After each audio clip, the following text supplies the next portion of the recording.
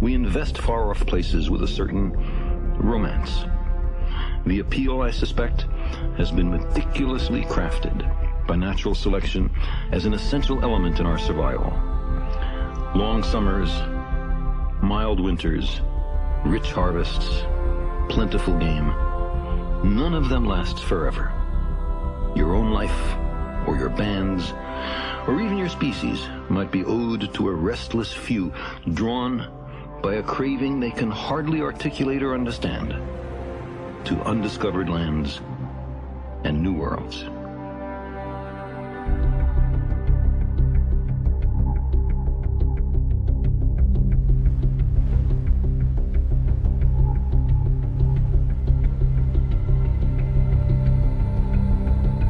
Herman Melville in Moby Dick spoke for wanderers in all epochs and meridians. He said, "I am tormented with an everlasting itch for things remote. I love to sail forbidden seas."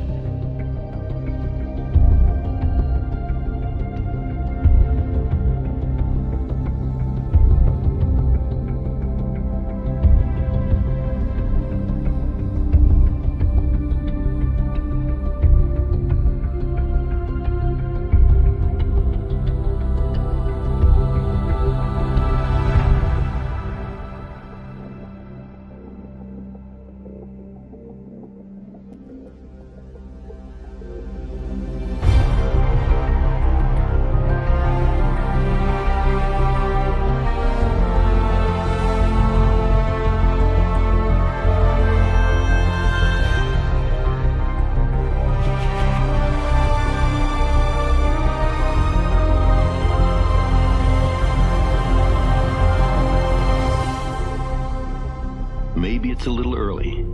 Maybe the time is not quite yet. But those other worlds, promising untold opportunities, beckon. Silently. Back when people were sitting around their campfires and looking up at the stars and imagining them as other campfires with other tribes around them. What exactly do we mean by another Earth? It should support Earth-like life. When you boil it down, life needs three very basic things to exist. It needs a liquid medium of some sort to do its chemical reactions in. And we think water is the most likely liquid medium. It's very prevalent in the universe. We also need to look for the basic building blocks of life, the molecules that can help to put life together, the phosphorus in your DNA. And we need to have an energy source. It turns out that a terrestrial planet that has water on it pretty much has all of those things we need. Not all planets capable of supporting Earth-like life would have to be carbon copies of our own Earth. So you can think of it like a series of different types of houses. If you go into a city, for example, there will be grand mansions, and there'll be smaller, more modest little two-bedroom homes, and there'll be city studios and skyscrapers and so on and so forth. All of these house people, all of these can help house life. And so we think about that when we go out into the universe looking. We're going to be looking for houses of all different kinds and keeping our minds open as to what could support life.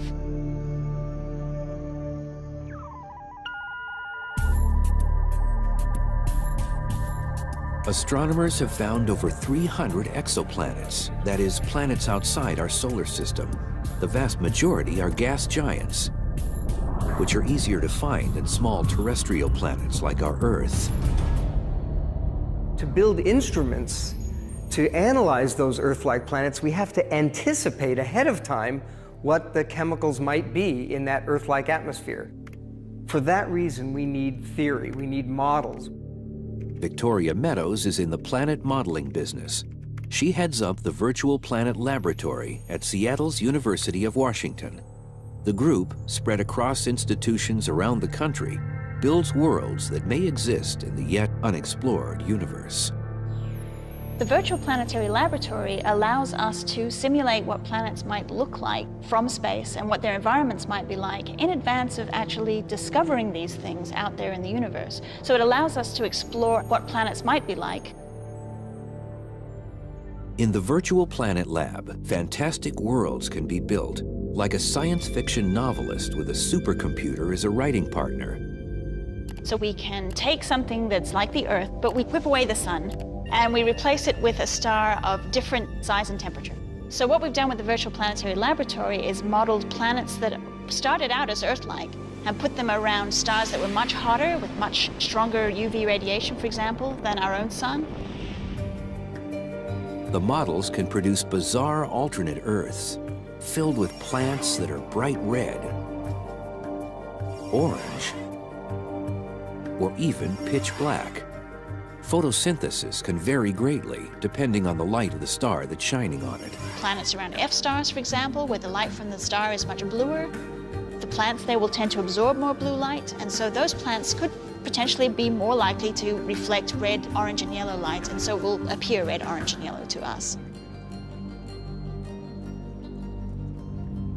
Plants on a world around weaker stars could evolve their coloration to use every bit of energy falling on them. If you go down to much cooler stars than our sun, to M stars, plants on planets around M stars might in fact be black because they want to absorb as much light as possible to do their photosynthesis and to feed. And then there's the water world planet, a theoretical Earth circling a volatile M-type star that constantly hits the planet with outbursts of deadly radiation. And how does life cope on the surface of that planet? Is it possible to have life even when you have a flaring M star?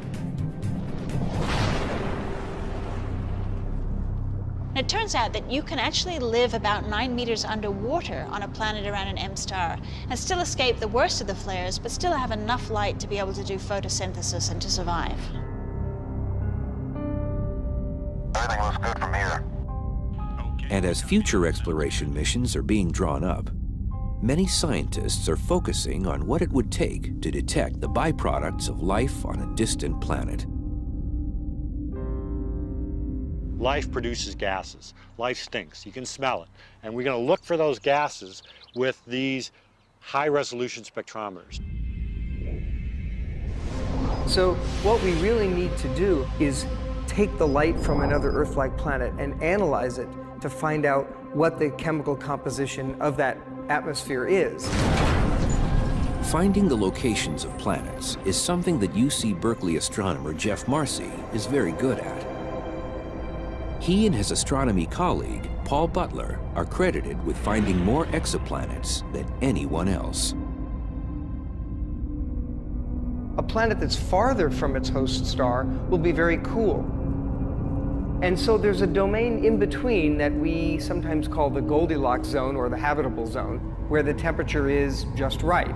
And by just right, I mean lukewarm so that water would be in liquid form. And of course, it's liquid water that's the prerequisite for life. When we look at other planets and we ask, could there be life on other planets? My first question is, could that planet support liquid water? Yes, I'm interested. No, I'm not interested. It all comes down to show me the water. Water is an amazing substance. We are frankly fortunate that the universe has something called water. It's the great cosmic cocktail mixer. Water is the critical stuff that allows the chemical reactions to take place that eventually lead to life. But this special zone, where liquid water can exist, varies from place to place. If a star is a hot O type, the zone will be farther out from a sun. If it's a cool M type, the zone will be closer in. And it even changes with time. Stars are not stable. Even our own comfy habitable zone here on Earth will change in a few million years when our sun grows older and much hotter.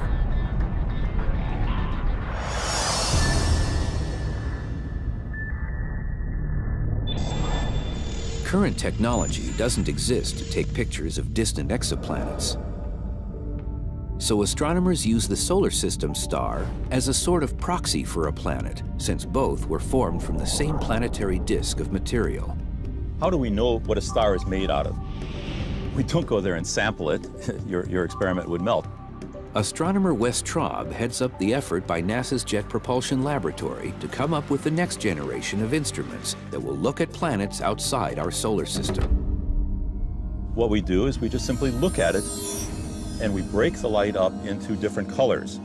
This was done several hundred years ago by Newton. He discovered that if you put a prism in a ray of sunlight, it breaks it up into blue, green, red. And you look at these different colors and you discover something very startling all of a sudden. There are parts where colors are missing, and these missing colors are a fingerprint of the constituent of the sun that you're looking at. With current technology, we can't directly view a spectrum of a planet outside our solar system. But eventually, more powerful instruments will allow us to use the same technique to fingerprint a planet for evidence of life.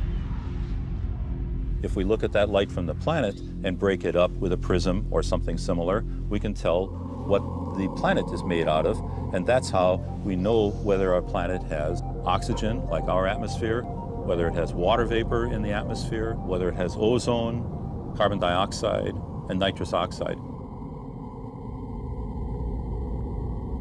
But nothing in the universe stays the same over time. When our Earth formed 4.5 billion years ago, it had a very different atmosphere than it has now. It's a challenge that Meadows and her team anticipate as they build their models of other Earth-like planets. We would be very short-sighted to look just for an oxygen-rich planet at the same stage of development. So the thing is, when we go out to look for habitable worlds, they could all be extremely different. They could be very diverse. And if we find another Earth, what are the chances we'll find a civilization on it that we can communicate with?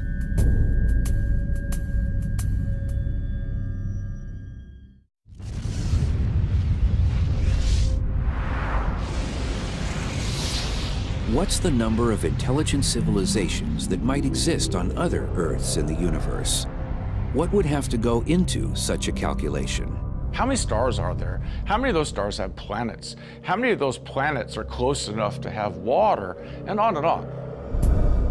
That's a problem that astronomers Carl Sagan and Frank Drake took on decades ago. Drake came up with an equation that estimated that up to 1 million civilizations may exist in just our Milky Way alone. The Drake equation is this series of numbers that are trying to be put together in such a way to give us a kind of way of even closely estimating how many other intelligent civilizations are out there.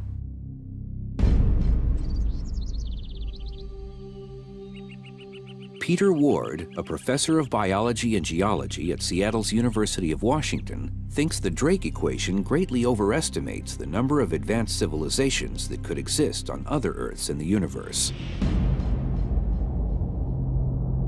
Ward and astronomy professor Don Brownlee's book, Rare Earth, explains why they think complex life, animal life like humans, may be rare in the universe.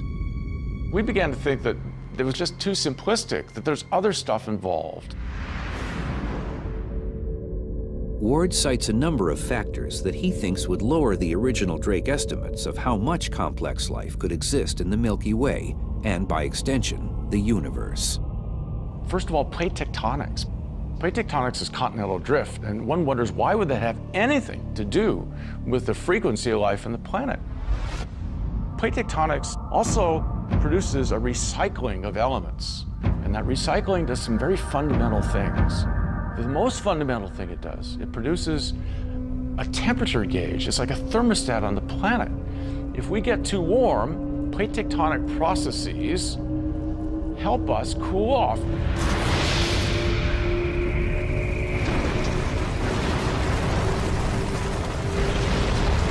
Then there's the presence of metal on the planet. Secondly, if you want to be an intelligent civilization, you better have metal. Metal's hard to find on a planet like Mars or Venus. But plate tectonics rotates everything, causes cracks, up come the heavy metals.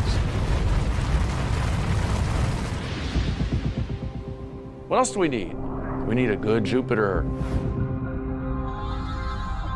Having a gas giant like Jupiter with its strong gravitational pull in the outer reaches of a solar system protects the inner planets, those potential Earths, from frequent catastrophic impacts. And the reason is those Jupiters sweep up gravitationally the asteroids and the comets, flinging them away, allowing the Earth to survive without so many impacts by that debris. And so it's those protective Jupiters that allow life to proceed without impacts by these asteroids and comets that would cause mass extinctions, as indeed happened to the dinosaurs. 65 million years ago, an asteroid hit Earth and wiped out most of the dinosaurs on the planet. Those dinosaurs went out because Jupiter failed on the job and should have been fired. Bad Jupiter that day. It let one of these asteroids sweep by, but we've seen what it usually does.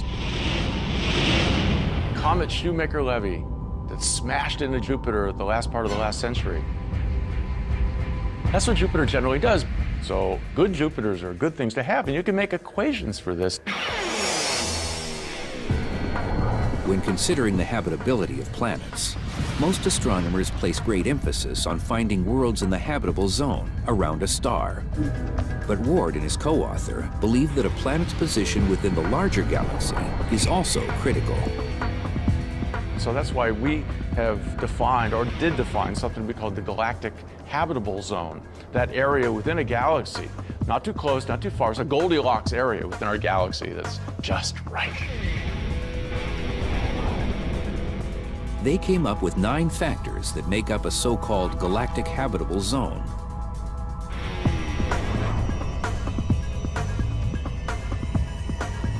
Earth's position in the galaxy was considered. Away from killer neutron stars, black holes, and deadly gamma ray bursts.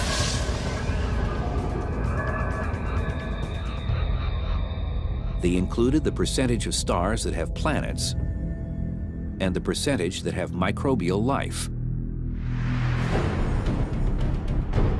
They even estimated how often planets might have all their life extinguished. Earth itself may have narrowly missed such an event in 1998. Then, a high-density star called a magnetar burped out a flare of deadly gamma rays, unleashing as much energy in 0.2 of a second as the sun will put out in the next 100,000 years.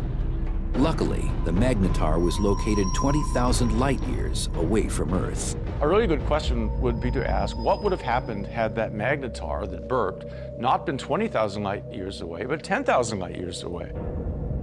Could there be a case where we had something within a few hundred light-years? If that were the case, new calculations suggest it could punch our atmosphere off, woof, in one burst. And you go, I can't breathe. Now that's catastrophic, and that is totally possible. Humans may be just a cosmic fluke in the universe. The optimistic assumptions of the Drake equation may just not hold up with what astronomers have learned in the past decades. The Drake equation was a fantastic construct, but it was done in the 1960s. We know so much more now. So we've added in stuff that wasn't known then. And I think it makes it more accurate, but ultimately it also brings down the numbers. And the million civilizations I do not think can be supported by current understanding.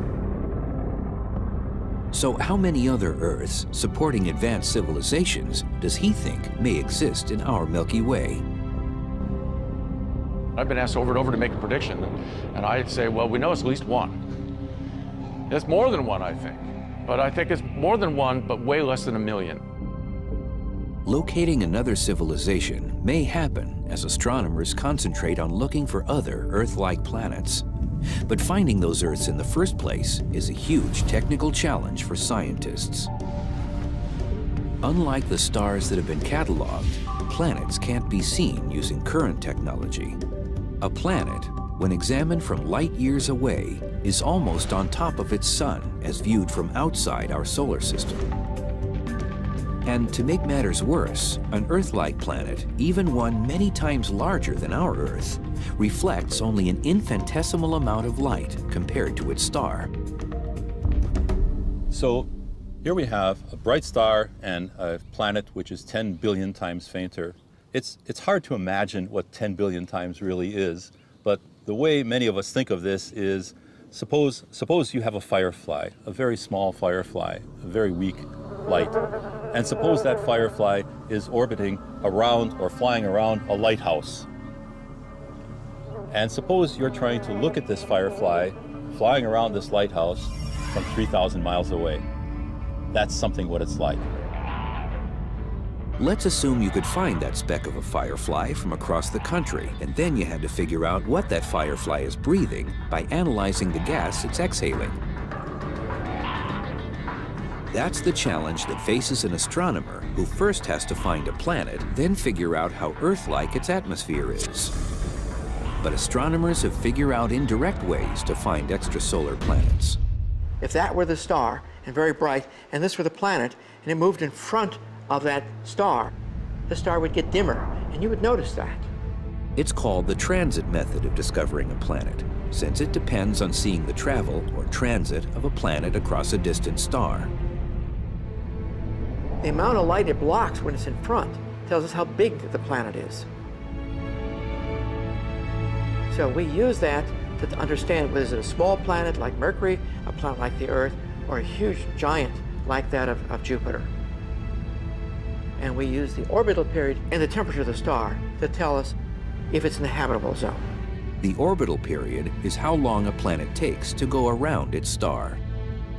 Then it would go on its way and come back again a year later and do it over again. When that period is combined with the type and size of the star, the information will tell scientists if the planets that are found are potentially in a habitable zone. The transit method works if the observer or the telescope is in the same plane as the star and its planets. But if you're above or below the system, another technique called the radial velocity method might be used. That method depends on careful observations of a distant star to watch if it's being gravitationally tugged back and forth by an unseen exoplanet. Astronomers can use that information to figure out details about the exoplanet that's influencing the star. Equipped with these tools, astronomers are finding hundreds of planets, some never dreamed of in astronomy textbooks. Super Earths, hot Jupiters, and even some close cousins to our own Earth.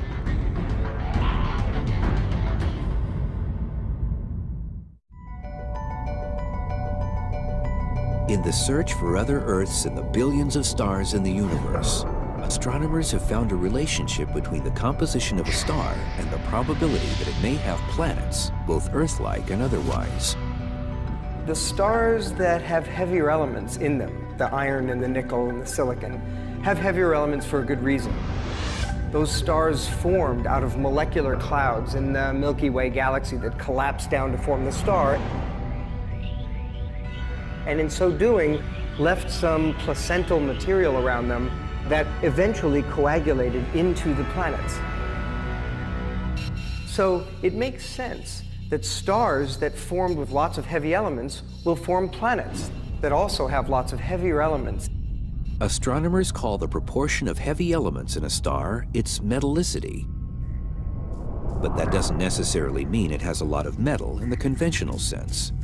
Metal, for an astronomer, is any element that's heavier than hydrogen or helium. So in astronomer speak, lithium is a metal, sulfur is a metal, chlorine is a metal, and not just elements like iron, gold, and silver. An Earth-like exoplanet not only needs heavy elements in its composition and to be in a star's habitable zone, it also needs to be the right size to sustain life. Right size means it can hold on to its atmosphere and have plate tectonics and volcanoes, both considered critical to regulating a planet's temperature. To do all this, Astronomers estimate that the smallest a planet can be is 1/3 of Earth's mass. On the high side, a habitable planet cannot be greater than 10 times our Earth's mass. The very existence of exoplanets has gone from theory to reality only in the last decade. A little over 10 years ago, we had no known extrasolar planets at all. The only planets we knew of were those orbiting our sun. And now we know of planets orbiting other stars. And of course, what's really exciting about these planets is that some of them may be habitable, and so there's a chance that there's life on some of them. Of the hundreds of exoplanets found, some may not follow the familiar blueprint of planets in our solar system. We found these bizarre Jupiters that orbit very close to their star. They're blowtorched hot, and these Jupiters undoubtedly got close to their star by migrating inward. Sometimes the formation of a Jupiter-mass planet can be kind of a death knell for terrestrial planets in the system. And what if we had been unlucky enough to have such a Jupiter in our solar system? It would have slingshot the Earth right out of its orbit into the vast, cold darkness of outer space, and the Earth would eventually die off as a cold, dark hulk.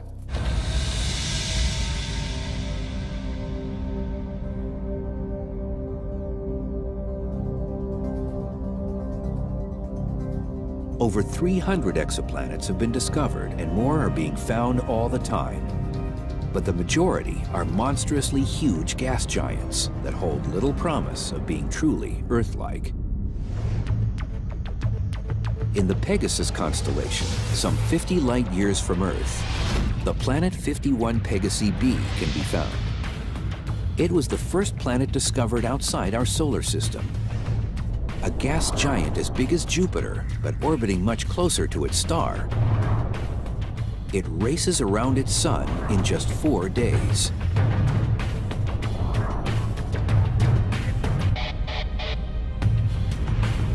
The planet 70 Virginis b is even farther away than Pegasi, at 60 light-years.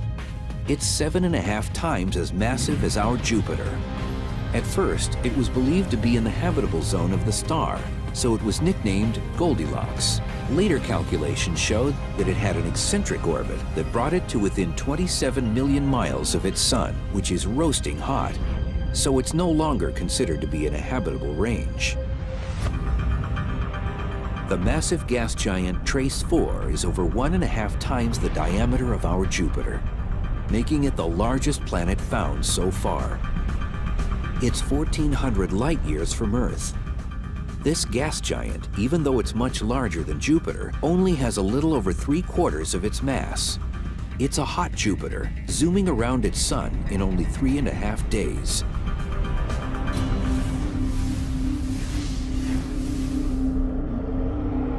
Astronomers haven't been able to find true Earth-like planets outside our solar system because they've not yet been able to detect such relatively small rocky planets as our Earth.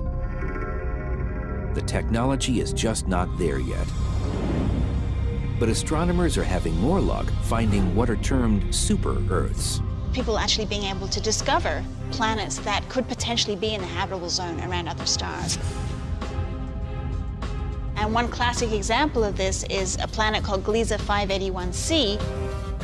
The Gliese 581 system is located about 20.5 light-years from Earth in the Libra constellation. Gliese 581c has 5 times the mass of our Earth. There were hopes that 581c would be the first Earth-like planet found in the habitable zone of a star, but that turned out to be wrong. Probably it's a little bit on the wrong side of the fence. So that one, instead of being a super-Earth, is probably a super-Venus. It's like our own Venus, way on the hot side, with possible 600-degree temperatures, but also more massive than Venus. But Gliese 581c has a relative a little farther out and cooler. It's named Gliese 581d. And this one is at the far back end of the habitable zone. where it's quite cold. When you initially look at it, you think, well, maybe that's a bit too cold. But it turns out that if the planet potentially has enough greenhouse gases, it might be possible to make that planet warm. Another promising Earth-like planet may be HD 69830d. This is a big planet, 17 times the size of our Earth. It's about 42 light-years away from our solar system in the constellation Puppis. HD 69830d is a potential planet where life could form because it has approximately the right temperature. The planet could have a temperature between that of Venus and Earth, and it has a close to circular orbit, meaning it won't get toasted by close encounters with the star it's orbiting.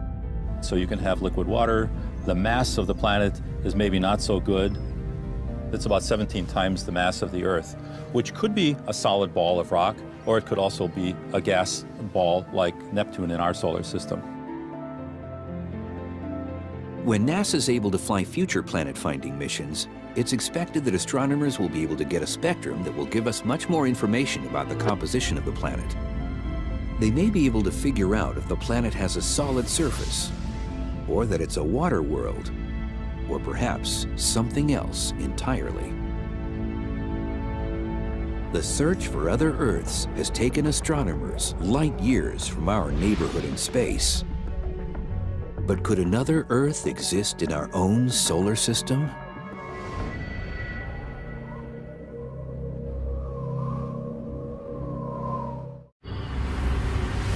While astronomers look at star systems many light years away in hopes of finding another blue marble of a planet, other Earths may be a lot closer than that.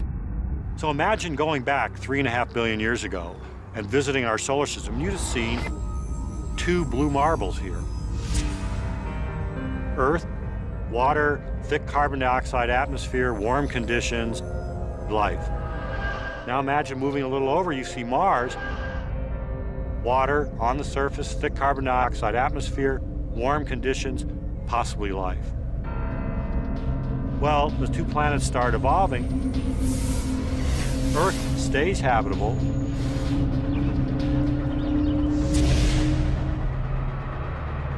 Mars doesn't.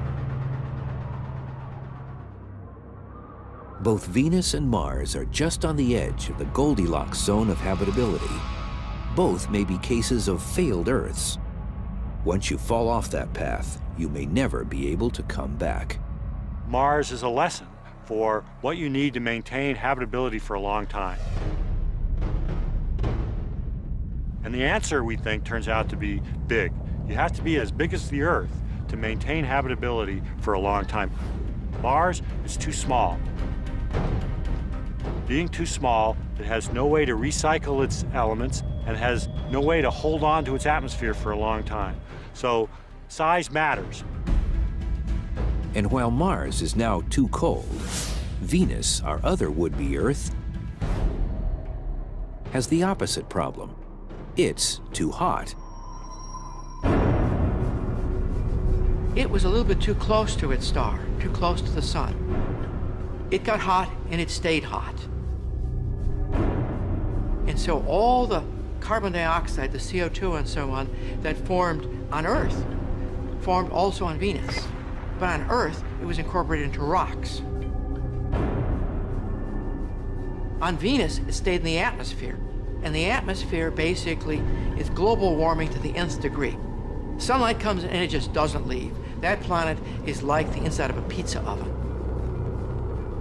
Venus failed because it was born in the wrong place. Mars failed because it was born the wrong size. So we have an interesting story here, Venus, Earth, and Mars. Venus is in the wrong place. Mars is the wrong size. Earth is the right place and the right size. So if the planets in our solar system aren't great candidates for being Earth-like, our closest galactic neighbor, Alpha Centauri, may harbor an Earth-like planet. At a little over 4 light-years away, in galactic terms, it's next door. I think that there's a good chance that Earth-like planets are orbiting around either one or both stars in the Alpha Centauri system. Astronomer Greg Laughlin has done computer modeling to show that Earth-like planets should exist in the system. There's a number of reasons why Alpha Centauri is the best star in the sky for hunting for Earths. Alpha Centauri is very close by. Alpha Centauri has 2 sun-like stars. Alpha Centauri has a large quantity of the kinds of heavy elements that go into building planets. How close is the Alpha Centauri system to us? First, imagine shrinking our sun down to the size of a grain of sand. A grain of sand is just about the smallest object that you can see with your eyes, and just about the smallest object that you can actually feel with your fingers. And at the scale where the sun is the size of a grain of sand, the Alpha Centauri system is 3 more sand grains placed about 5 miles away. Now, if we wanted to get a similarly good system to Alpha Centauri, we'd have to actually go all the way over the horizon to find another stellar system that's good. And it turns out that the stars of the Alpha Centauri system should have plenty of raw materials to make planets out of. Alpha Centauri has a higher metallicity than our own sun does, and that implies that planet formation was a process that took place relatively easily in that system. And last but not least, Alpha Centauri's 2 main stars provide an additional benefit. The initial indications show that there are no Jupiter-mass planets in the Alpha Centauri system. That makes it more straightforward for terrestrial planets to form around either or both of the stars. That's because large gas giants form around cores of ice that are as big as our entire Earth. So these giants need a lot of cold space to form these cores. Think of how far out Jupiter is from our sun.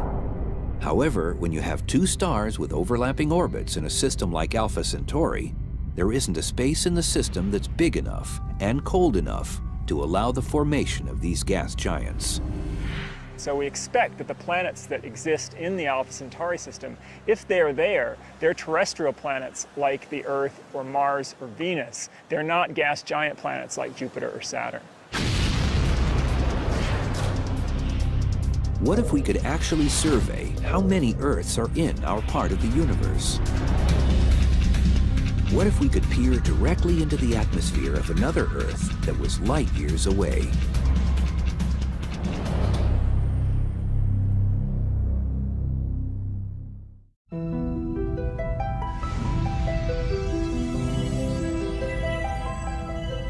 In order to find another Earth, astronomers have to eventually overcome the huge technical challenges of how to view a distant planet. It's a problem that NASA has tackled much like the race for the moon, with plans that stretch out over decades.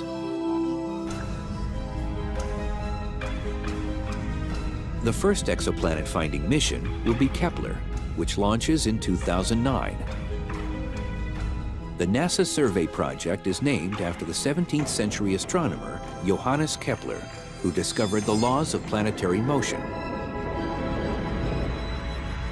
What Kepler will do is so utterly simple and yet extraordinarily powerful, it brings tears to my eyes. What Kepler will do is simply be a space-borne telescope and stare at the constellations Cygnus and Lyra, taking picture after picture after picture,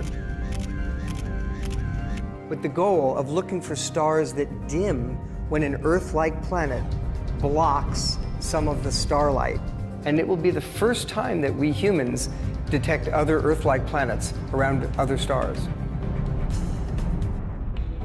The principal investigator for Kepler is William Barucki. He's been championing the mission for 25 years. Kepler basically is a space mission that puts up a very large telescope. It's very much like a camcorder. It's always taking pictures of these stars, sending that information back to you. The mission is a comparatively small survey project to look at a fixed portion of the sky for an initial time of 3.5 years. The main result from Kepler will be to give us a statistical count. It's a head count of what the population is. You know, how many small planets do you have and how many large planets do you have? Kepler's results will in turn be used to help decide what will be built for the next generation of planet-finding missions.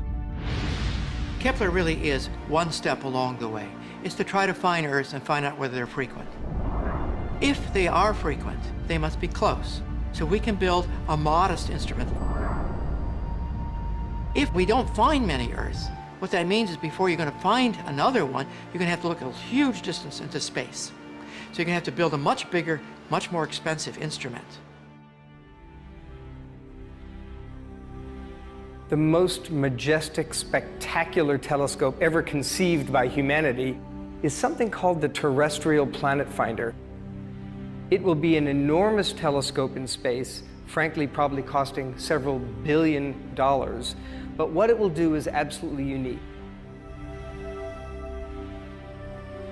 It will be the first telescope to take pictures of other Earth-like planets.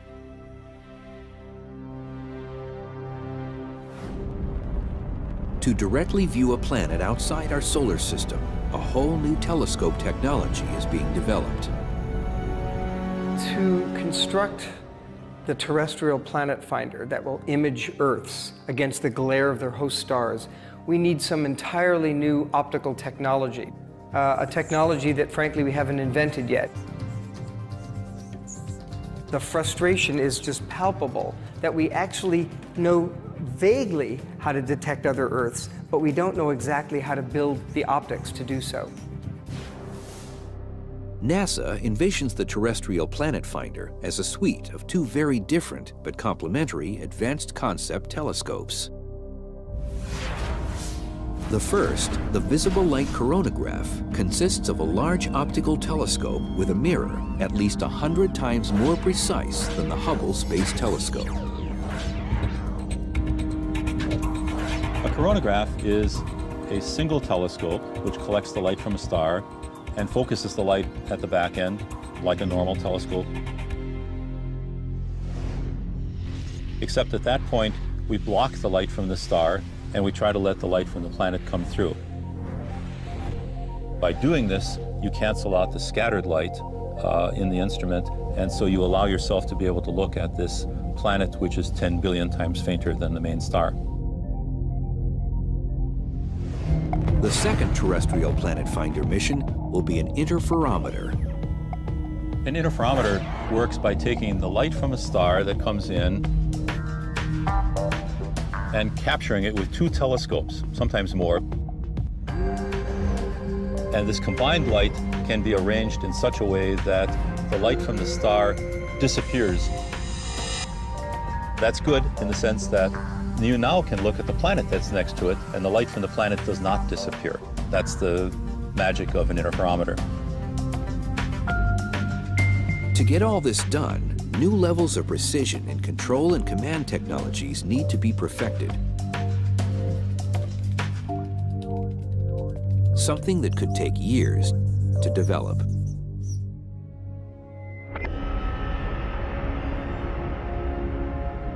The quest for the holy grail of astronomy, another Earth outside our solar system, has pushed scientists to speculate about how such a discovery could affect us. I think if we find another Earth out there, that's going to have an enormous impact on society.